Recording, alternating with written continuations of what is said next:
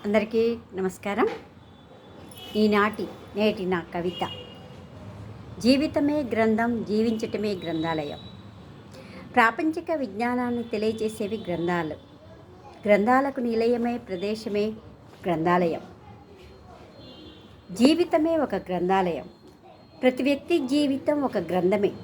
రాస్తే ప్రతి కుటుంబం కథ ఒక గ్రంథమే అవుతుంది. మనిషి జీవితం అనే మహాగ్రంథంలో బాల్యం ఒక అధ్యాయం.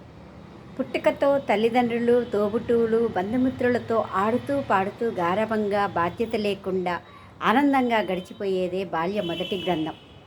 ఉత్సాహం ఉరకలు వేస్తూ ఏదైనా సాధిస్తాము అనే ధీమా, కాస్త పొగరుతో కలల ప్రపంచంలో సాగేదే మానవ యౌవన గ్రంథ అధ్యయనం.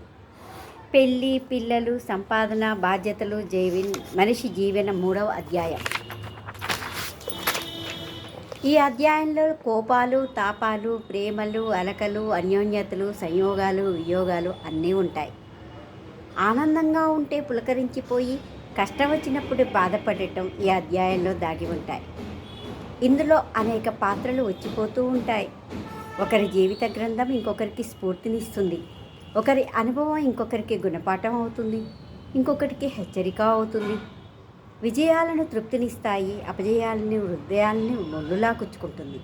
అయితే ఈ అధ్యాయాలన్నీ మనకు తెలియకుండానే చకచకా గడిచిపోతాయి.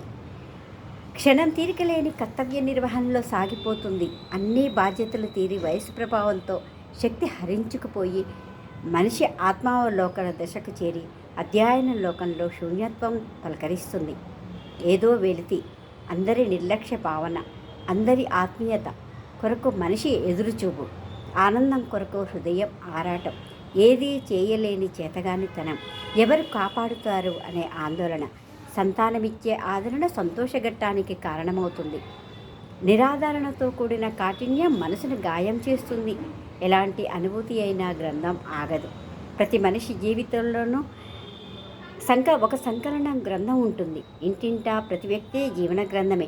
ప్రపంచ విశాల అనుభవాల ముందు తరానికి మార్గదర్శకమైన గ్రంథాలు. అందరికీ నమస్కారం అండి.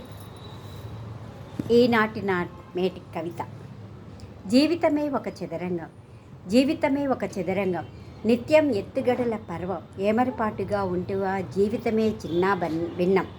నిరంతరం రాజులా హుందాగా ఉండాలి, మంత్రిలా సమాలోచన చేయాలి, ఒంటెలా బరువు బాధ్యతను మోసే శక్తి ఉండాలి, ఏనుగులా నిండుగా ఉండాలి, ఆవేశం వస్తే శక్తిని చూపాలి, గుర్రంలా నిత్యము ఎదురయ్యే అనుభవాలతో స్వారీ చేస్తూ గడపాలి, సిపాయిలా మన కుటుంబానికి అయిన వారికి సేవలు చేస్తూ తోడుగా కాపలా ఉంటూ మనల్ని మనం కాపాడుకోవాలి. ఏది ఏమైనా క్షణం ఎత్తులకు పై ఎత్తులు వేస్తూ ఏమరపాటుగా ఉండాలి.